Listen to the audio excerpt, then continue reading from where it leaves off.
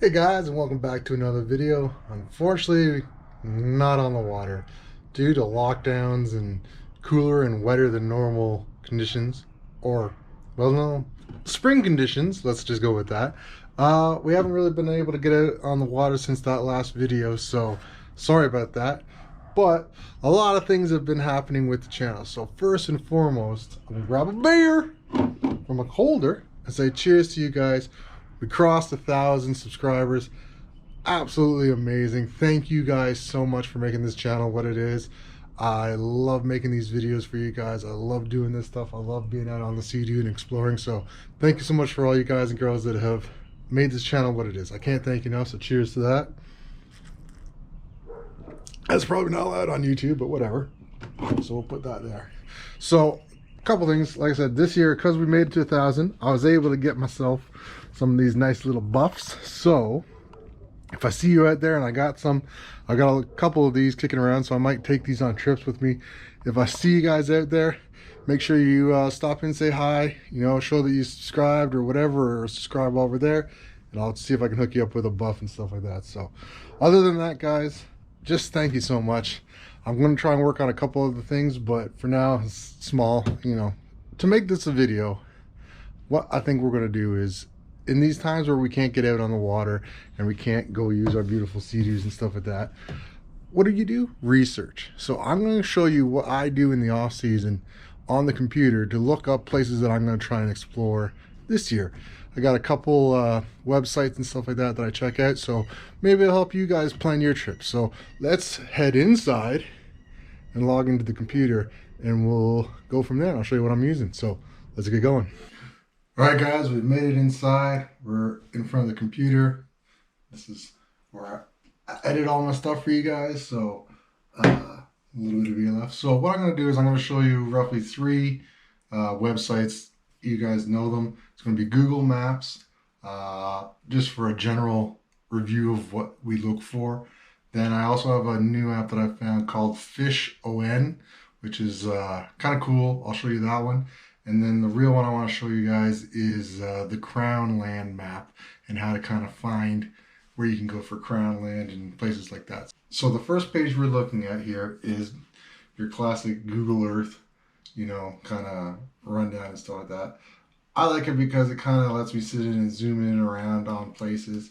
So especially if I'm looking up around the Parry Sound area or Lake of Muskoka and other places, it kind of just gives you some good ideas of what to look for. Like this year, my goal is to try and get up here in the French River area. So I've been using it to find places like where you can launch from. So I'll zoom in and say like, okay, well, here's a marina and stuff like that. Then I'll take it from there and make sure, yeah, you can run it all the way out. And then start looking for places like these islands up and around here, see where we could camp. This year, I'm trying to get down to the Sarnia area and Lake St. Clair, and then I saw like there's these rivers in here that I want to check out that look really cool. So that's like going to be a trip. I want to go down around the Detroit area and stuff like that, and like the furthest point south in Ontario, see if we can launch from Leamington, go out and around that. Definitely want to go back and explore Long Point. Didn't quite get there last year. Again, nice to check out the upper and the lower Niagara. I might do that. Our classic runs along Lake Ontario. And then this year I've got some plans to get out into the actual St. Lawrence waterway down here somewhere. We're going to probably be up around closer to the Montreal and Ottawa area. I even want to try and do the Ottawa River at some point. But all places that we want to kind of look at. So I use Google Maps just to kind of give me a rough idea of where I'm going to.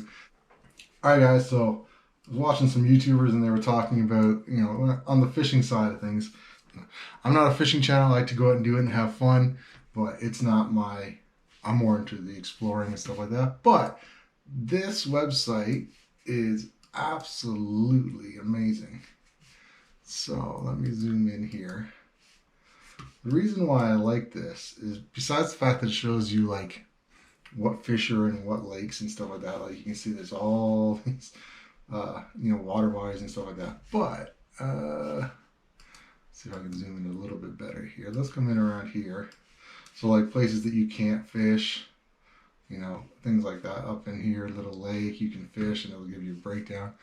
But I like the ability, where is it?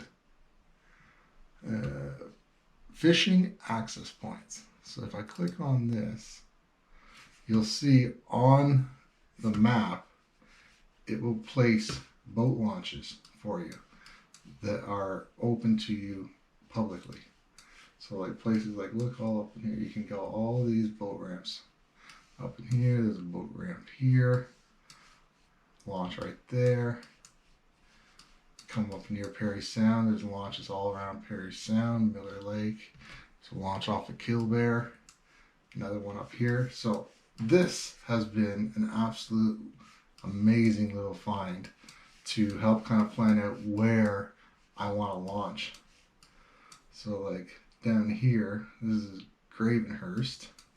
So let's zoom in a bit on Gravenhurst. I have launched from here before, and I've actually used this launch. So you can click on it and then zoom in, and it'll actually show you the launch itself, right? Sorry, right there. So there's launch, parking's right here. It's a hotel right there. But it gives you, once you zoom in on it, it gives you the actual kind of satellite image of the launch itself. So absolutely fantastic, amazing little tool to have there. So that's FishON.com or whatever. I'll clean it up. I'll put it on the screen, don't worry. So that's kind of the real reason I use this one. I mean, the fishing part of it, I was like, that's great. It's not really what I'm going to be using it for. But like, say if you went to, let's just choose this one, Lake Muskoka.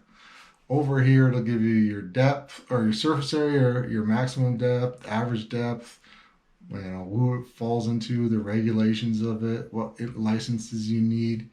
And then if you click on fish, it'll tell you these are all the species of fish that are found in there.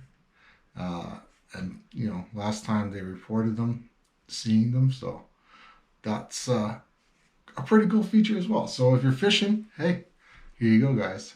FishON. So great little feature there. But again, for me and for what I'm using it for, selfishly, I'm looking for the boat ramps. So that's kind of what I've been using this website for. So let's go on. Hopefully that helps. I'll put the links in these below.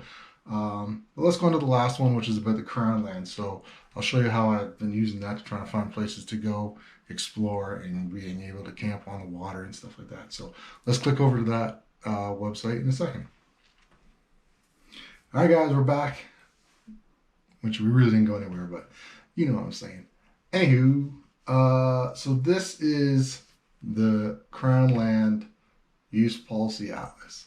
It is a government document, so it is confusing as anything. So do not get frustrated by it, because it took me almost a year to figure out what the heck I was trying to look at and stuff like that. So here's the actual map of Ontario, and you can see the bulk of this is Crown Land, and it's all in this northern area.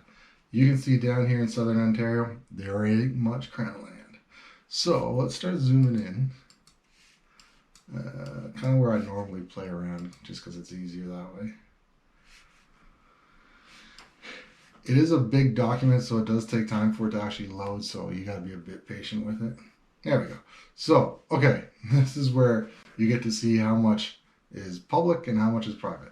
Anything that you see that's gray in this is private land. So you can see all of this is private, okay? So there is not much public land access in southern Ontario. So what we have to do is we have to go north. So it's all color-coded on the side here, right? Private land, Indian Reserve, other federal land, national parks and stuff like that. In regards to, so like you can see, all this green here, that's Algonquin, right? The yellow is Crown Land. Same with this kind of greeny color, yellow color here, that's Crown Land. This is native reserve. The green is national park. So like this would be the Massasauga right here. There is private land there. This is crown land. This is crown land.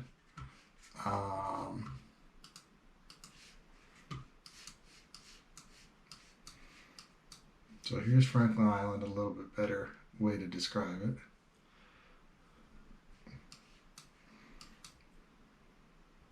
So you can see this is crown land, but like that's private, right? This is crown land. Let's see, like this island here, that's a private island, so you can't land on that. Private island, crown land. Private island, yeah, let's do this. Private island over here, private, private, private, half private, half crown. These are all crown. So you got to just be careful where you're picking you want to land. Basically, that's it. This map allows you to kind of see what's private and what's public and available for you guys to go into. It's one that you really got to play with and kind of dive into all the overlays and stuff like that and kind of figure out what you're looking for. This is just a quick brief look so you guys can see. Just want to give you guys some ideas of what to look for and how to look for it and stuff in some of these websites. Again, don't take what I'm saying as the rule. Do spend time researching it, looking into it before you go spending any time on any property. Make sure that it is crown land or not private. So hope you guys enjoyed this little video of us just chilling out here doing some research and stuff. So until we're back out on the water, which I hope is soon, just want to say thank you again. Thank you for getting us over 1,000. Thank you guys for all the comments. Thank you for the likes. And just, I mean, it means the world to me. So thank you so much. All the best. We'll catch you in the next video. Till then, peace.